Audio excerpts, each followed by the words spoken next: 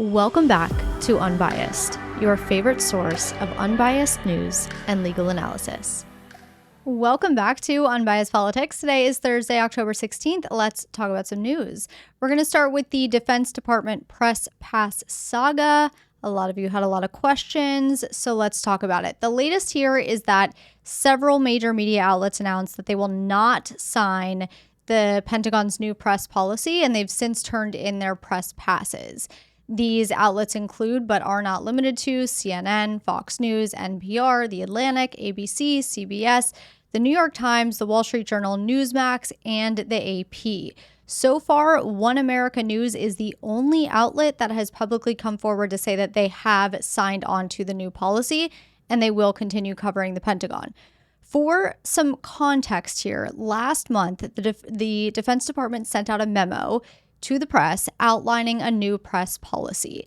And that press policy required reporters to have all information cleared with the department before they were able to publish it. You might remember when I initially reported on this. There was one section of the memo that was particularly controversial. And that section read in part, quote, "Department of War remains committed to transparency to promote accountability and public trust. However, Department of War information must be approved for public release by an appropriate authorizing official before it is released, even if it is unclassified." In other words, all information out of the department had to be approved before the press could release it to the public. It did not matter whether the information was classified or unclassified. All information was to be pre-approved. So after some pretty significant backlash, the Department of Defense ended up slightly revising that press policy, and they released a new version of the policy. So per the revised version, journalists technically aren't barred from reporting or publishing stories, on the military using information that's deemed to be sensitive or unclassified.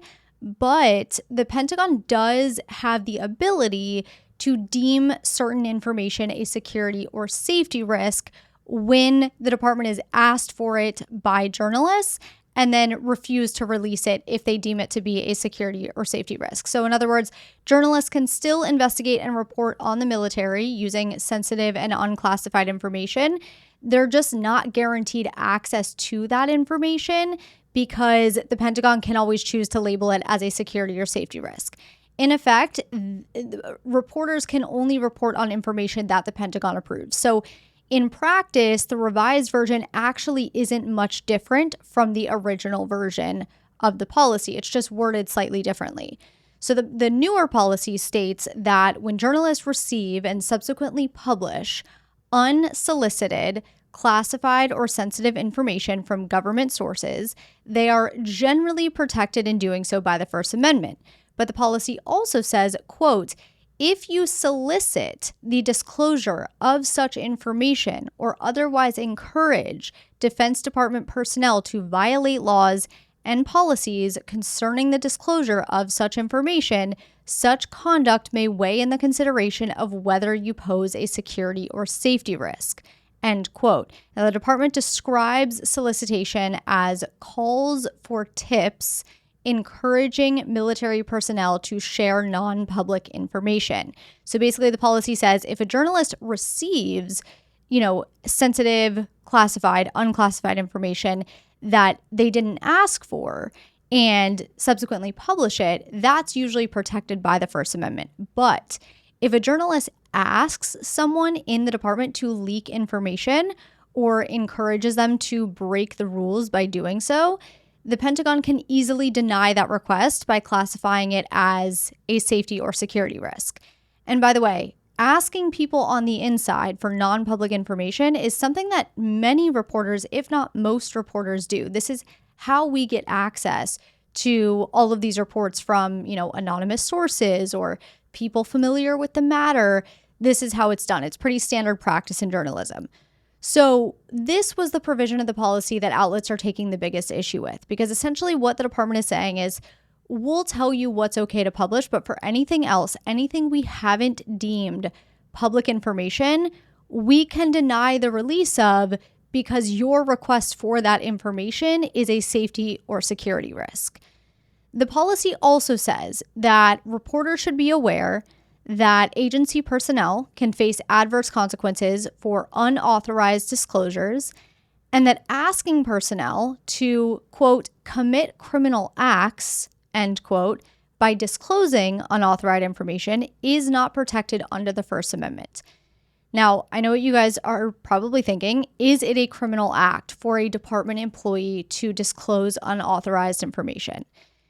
The answer is that it depends on what kind of information is being disclosed. So if a department employee is disclosing classified information or information that falls under certain protected categories like national defense information, nuclear secrets, certain intelligence data, then yes, disclosing this kind of information without authorization is a crime under federal law.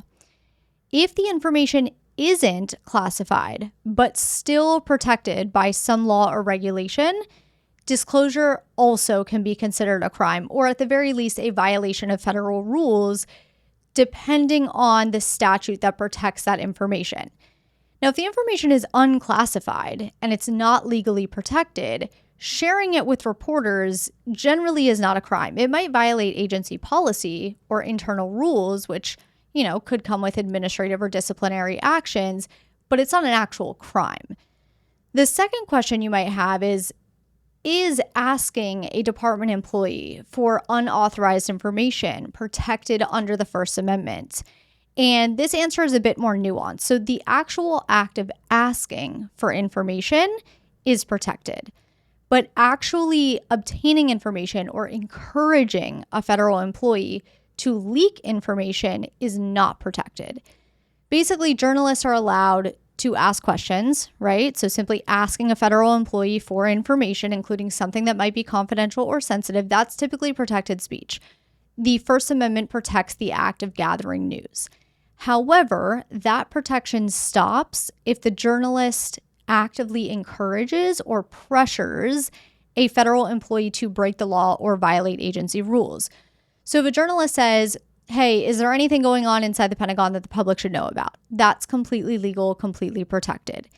If a government employee voluntarily leaks information in response to that question, without being pushed or without being coerced, the journalist is not breaking the law by publishing that information. This is what happened with many famous leaks, including the Pentagon Papers. But where it gets a little riskier is if a journalist says something like, hey, can you get me a copy of that classified memo? Or, hey, use this encrypted app to send me those classified documents.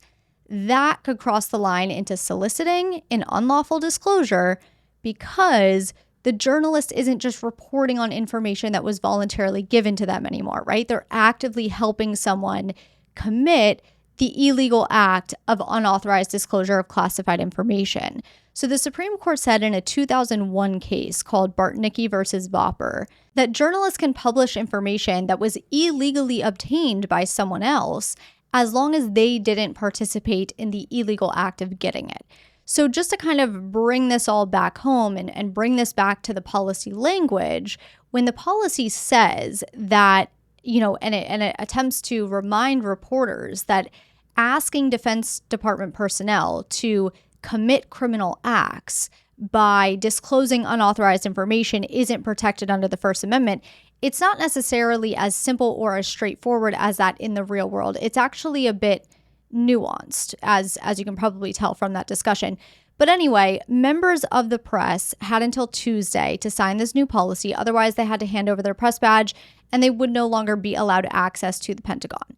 Many outlets across the political spectrum refused to do so, citing limits on press freedom and, First Amendment violations. So on Tuesday, we saw NBC News, ABC News, CBS, CNN, Fox News. Those 5 outlets issued a joint statement, and what they said is, quote, "Today, we join virtually every other news organization in declining to agree to the Pentagon's new requirements, which would restrict journalists' ability to keep the nation and the world informed of important national security issues. The policy is without precedent and threatens core journalistic protections. We will continue to cover the U.S. military, as each of our organizations has done for many decades, upholding the principles of a free and independent press, end quote. So while those 5 outlets were the only outlets to sign on to that joint statement, several other outlets have also refused to sign on to this policy as well. The Associated Press, Reuters, Bloomberg News, the New York Times, the Washington Post, the Wall Street Journal, the Guardian, the Atlantic, the Financial Times, Politico, NPR, The Hill, News Nation, Newsmax, and more. The list literally keeps going.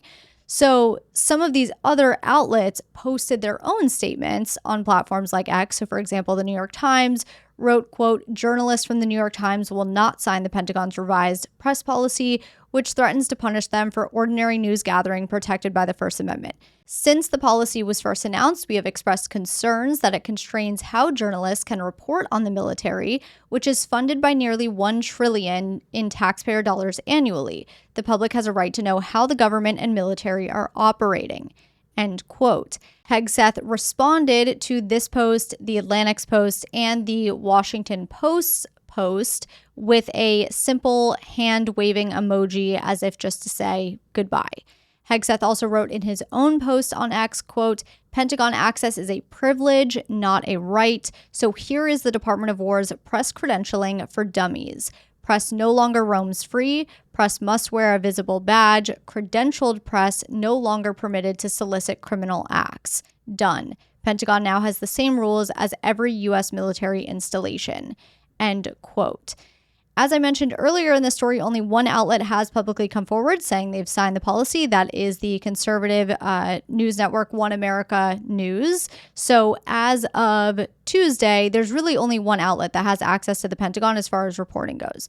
So far, a formal legal challenge has not yet been filed, but I do anticipate these outlets will come together, or at least some journalist organizations and associations will come together and file a legal challenge. And if they do, I will, of course, let you know. And just as a quick note, if you want more information about the actual legalities of this policy, so whether the policy is legal, whether it violates the First Amendment, etc., I highly recommend tuning into my September 23rd episode. I did a deep dive there. That was when the policy was first announced, and I really went into the legalities of it more so than I did in this episode.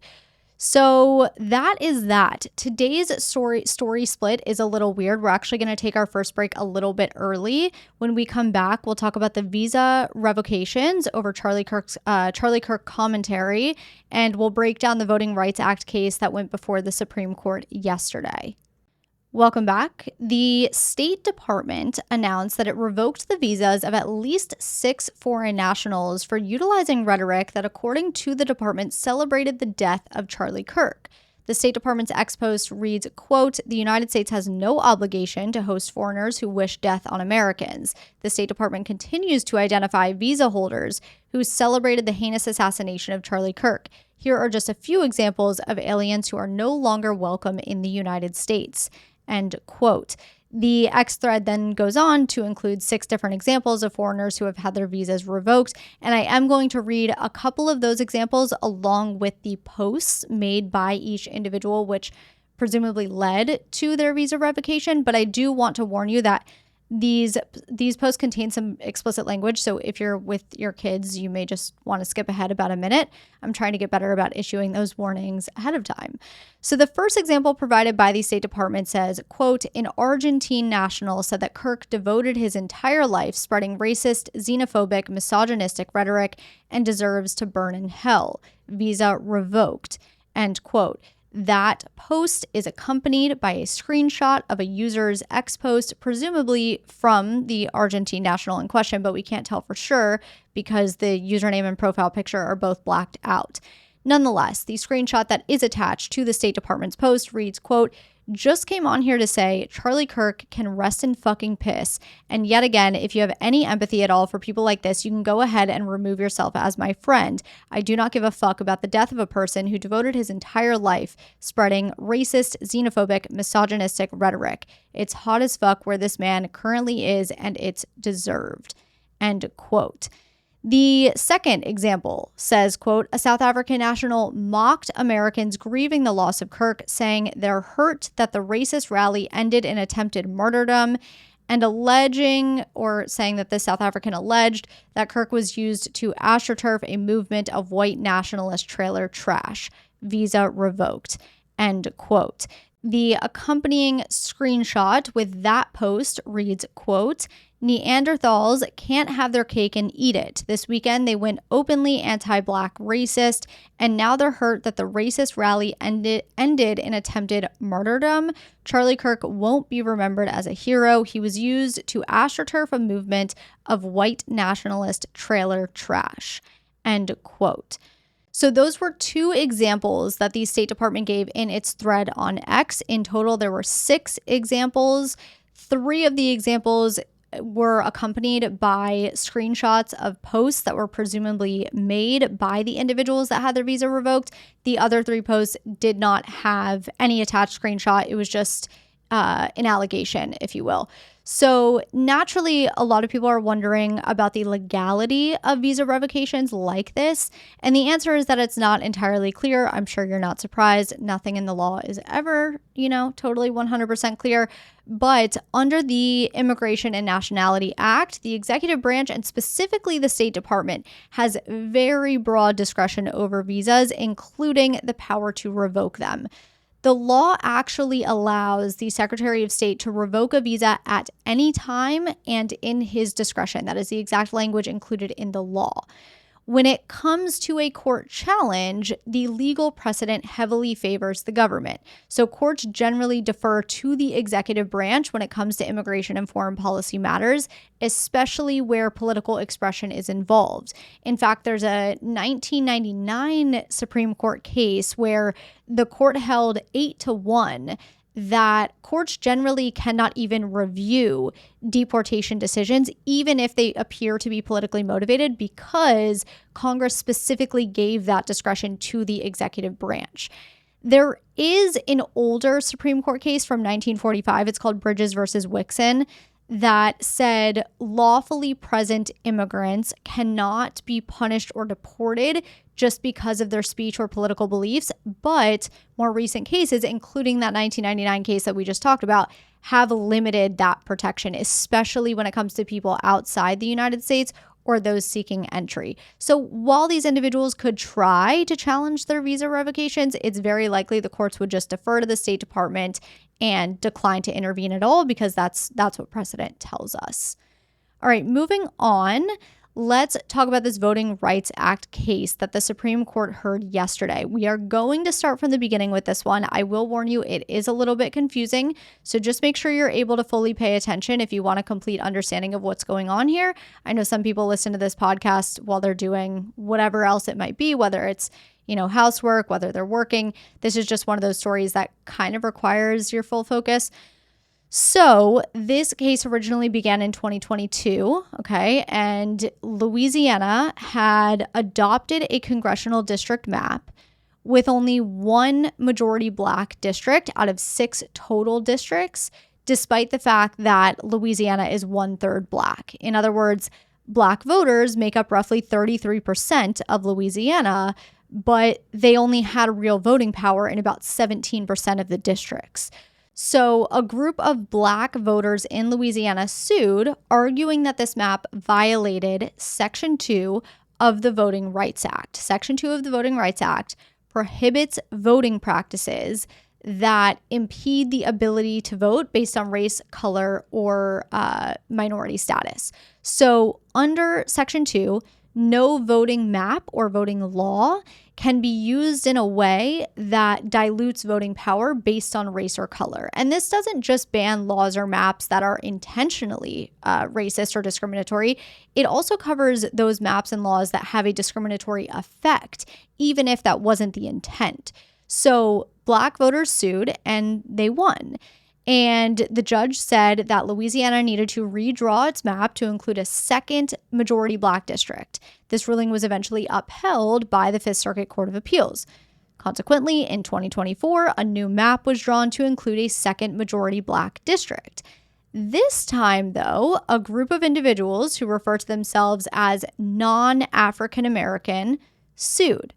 And they argued that this new map now unconstitutionally sorted voters by race and therefore violates the Equal Protection Clause of the 14th Amendment. As we know, the Equal Protection Clause says that everyone has to be treated equally under the law. So the group of non-African American voters couldn't challenge the new map under Section 2 of the Voting Rights Act because it's not that their voting power was being diluted. Instead, their issue was that the new map relied too much on race when drawing the district lines, basically saying that the state sorted people by race instead of treating everyone equally. So that was the new argument from the non-African American voters. And this time, the non-African American voters got a ruling in their favor.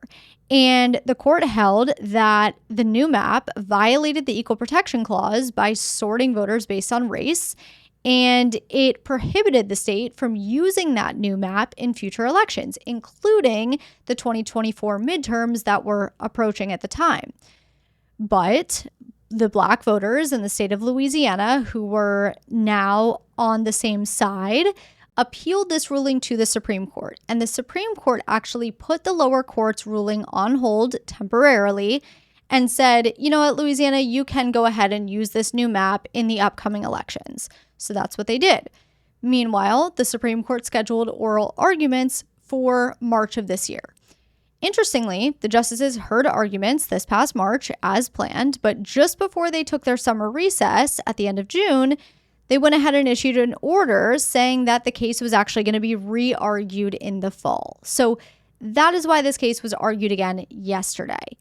And very interestingly, Louisiana has sort of flip-flopped on its position since arguments in March. So initially, back in 2022, Louisiana defended the original one majority Black district map, okay? Then once they lost that case and they redrew the map in 2024, they defended the new 2024 map. In fact, when the Supreme Court heard oral arguments in March, Louisiana argued that the map should be upheld. And the reason why, just to quickly touch on why they defended the new map, is because even though they had to include this second majority Black district, they redrew the other lines to heavily favor Republicans. And they've acknowledged this in court, that this isn't speculation. They've acknowledged this because partisan gerrymandering is okay. Gerrymandering based on politics, that's fine. It's racial gerrymandering that's not okay. So the way that they drew the lines favored the Republican incumbents in Congress. And so they wanted to keep that second map that they had to draw in 2024. So when this case went to the Supreme Court in March, they argued for the map to be upheld. As we know, this case had to be re-argued yesterday. And yesterday, Louisiana actually changes course. And it says, no, actually, the court should just rethink the Voting Rights Act precedents entirely. So now Louisiana says that Section 2 of the Voting Rights Act, as it's currently being interpreted, forces states to discriminate by race and is therefore unconstitutional when it requires race-based districting. Basically, the attorney for Louisiana is now arguing that it only drew the 2024 map under protest because courts essentially forced them to do so, but that Section 2 of the Voting Rights Act itself is unconstitutional when it forces states to consider race in redistricting. So there's a lot going on here. There were basically three sides arguing this case. You had the state of Louisiana, you had the Black voters, and then you had the group that calls themselves the non-African American voters. So the state of Louisiana argued yesterday that Section 2 of the Voting Rights Act should be deemed unconstitutional when it forces states to consider race in redistricting.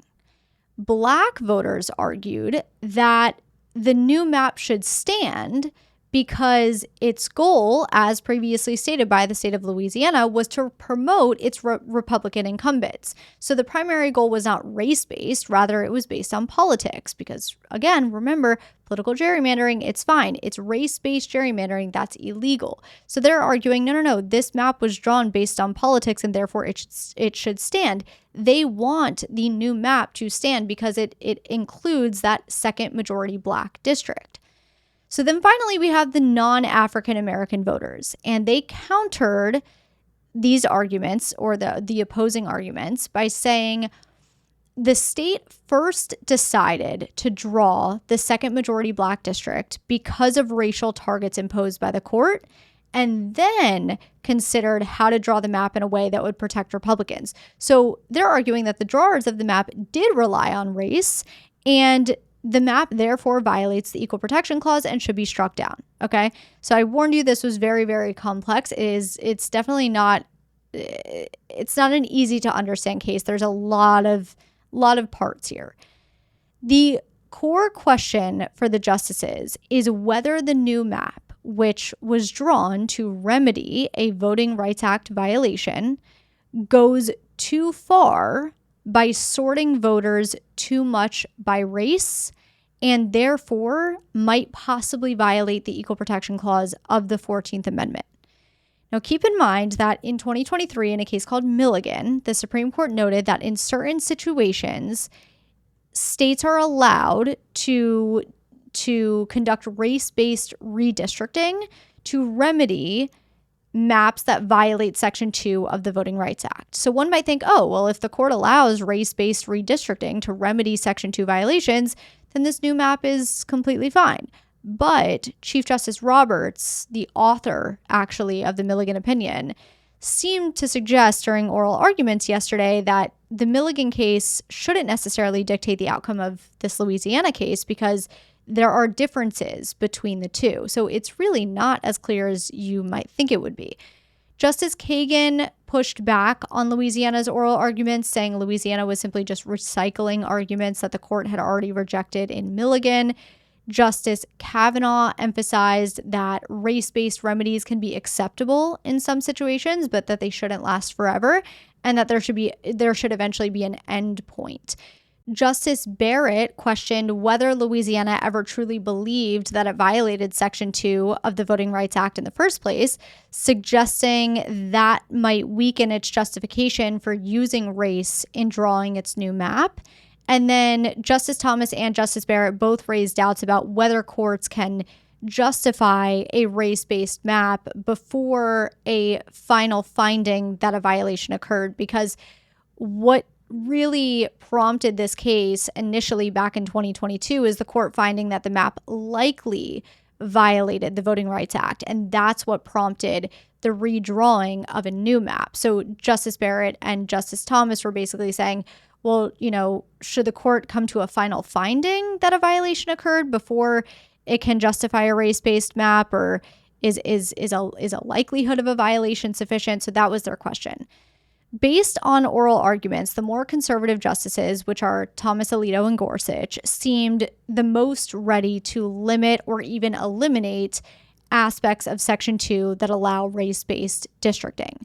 Justices Kavanaugh and Barrett appeared a bit more cautious. They didn't go as far as entertaining the idea of getting rid of Section 2, but they questioned how much and how long race should play a role in drawing districts.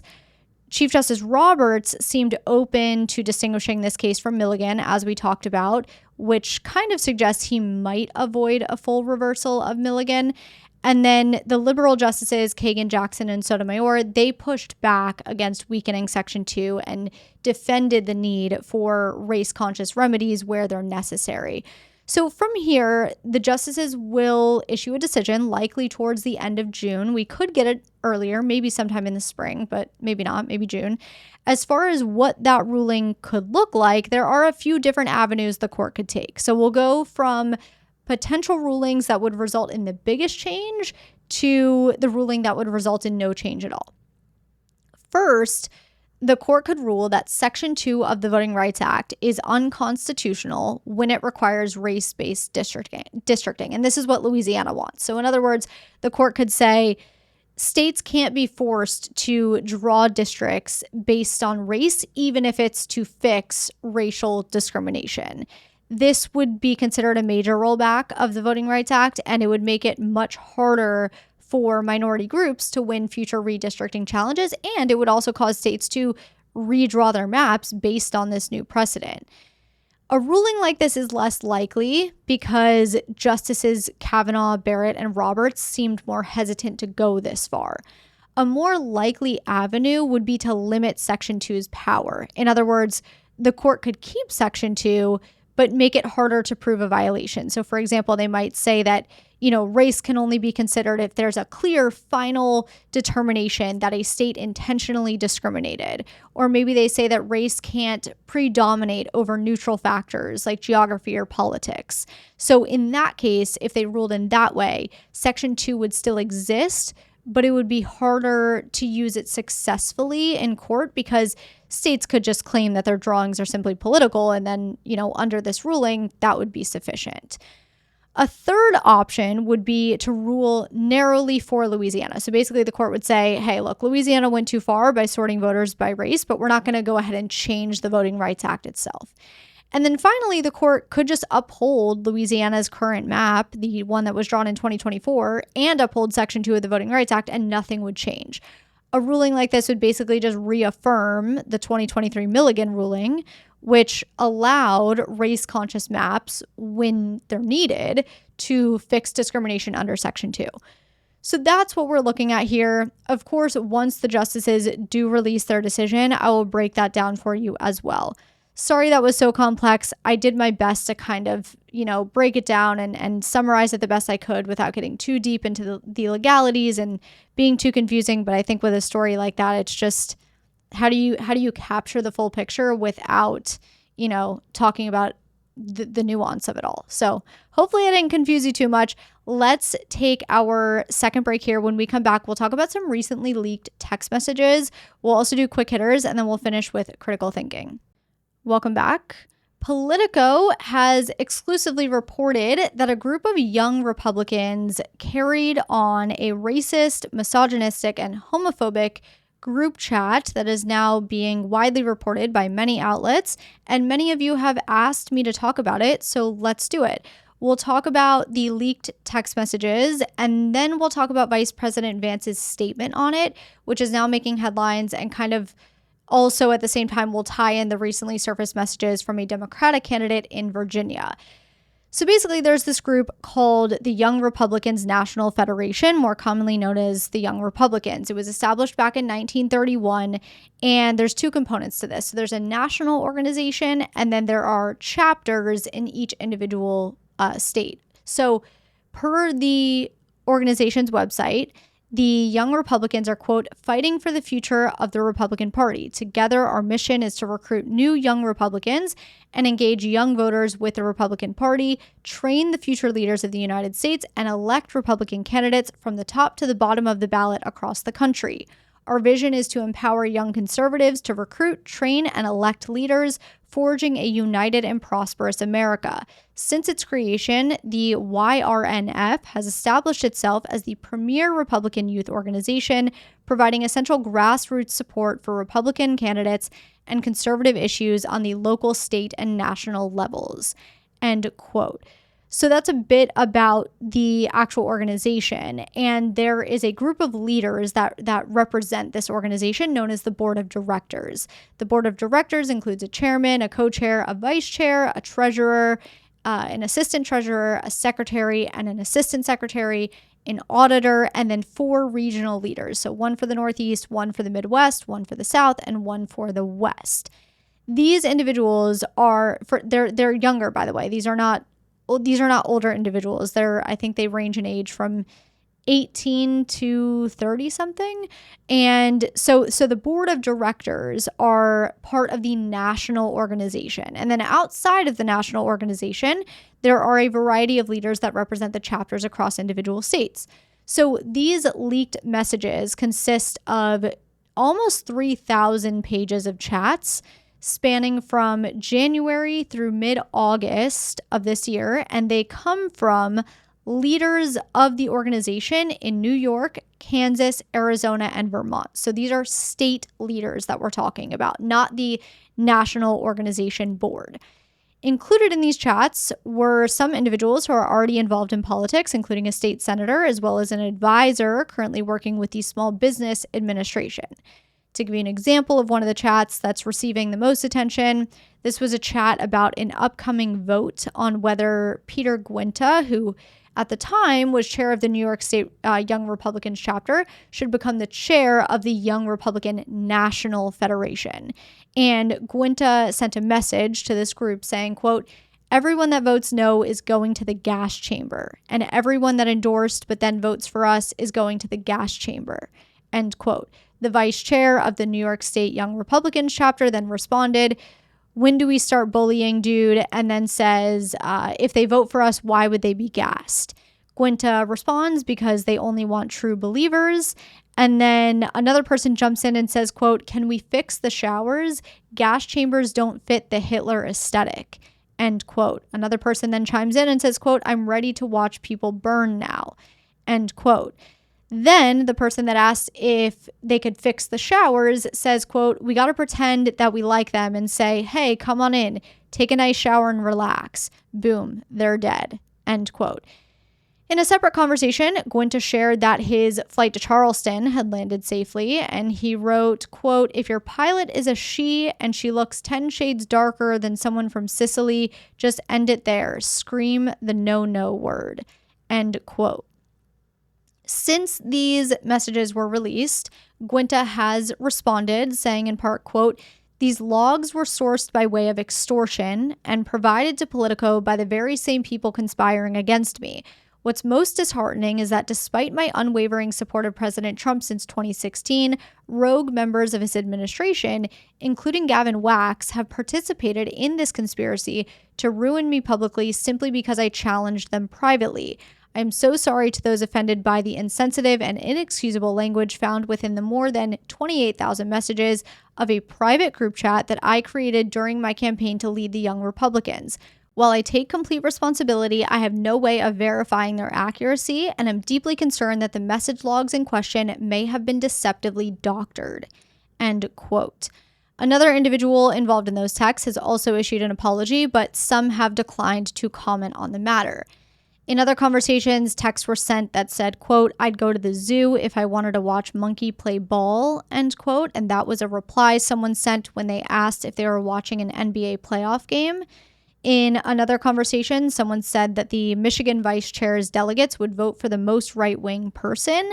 And another user replied to that saying, great, I love Hitler. In another instance, someone in the chat wrote, quote, the Spanish came to America and had sex with every single woman. Someone then replied, sex, ? It was rape. And another person says, epic. Politico reported that various slurs and epithets were used to describe Black and gay people. And I think they said that there were more than 251 different slurs and epithets in these text messages. The board of directors of the Young Republican National Federation condemned the group chats on Tuesday, called for the immediate resignation of all individuals that were involved.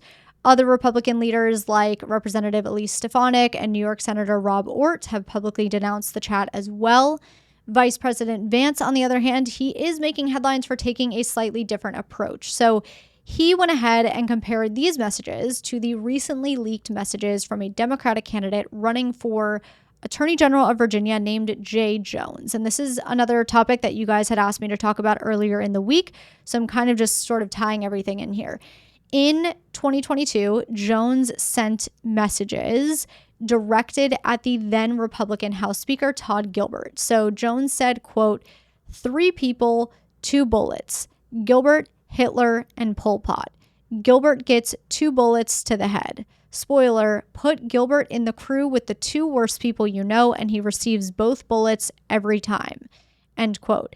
The other person in the chat, who was a former colleague of Jones, responds back to Jones saying, Jay, please stop. And Jones responds, LOL, okay.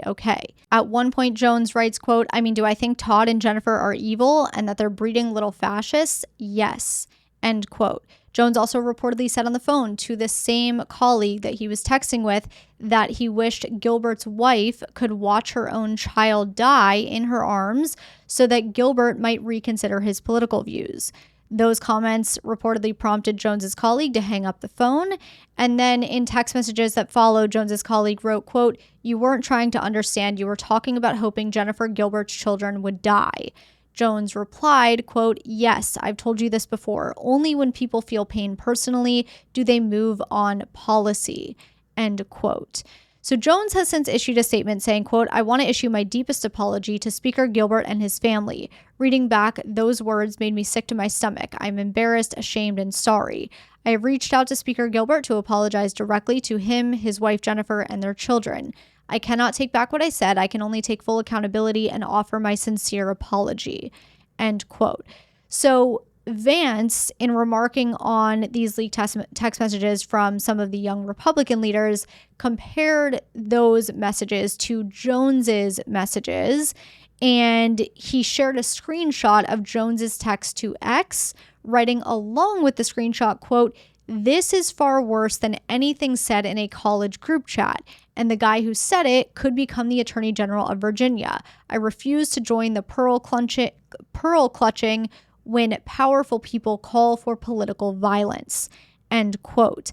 Later, appearing on the Charlie Kirk show, Vance was asked about his post that has since gone viral, and Vance said, quote, "Look, I'll let the tweet speak for itself. I'll say a couple of additional things. First of all, a person who is very politically powerful, who is about to become one of the most powerful law enforcement officers in the country, that person seriously wishing for political violence and political assassination is 1,000 times worse than what a bunch of young people, a bunch of kids, say in a group chat, however offensive it might be. That's just the reality."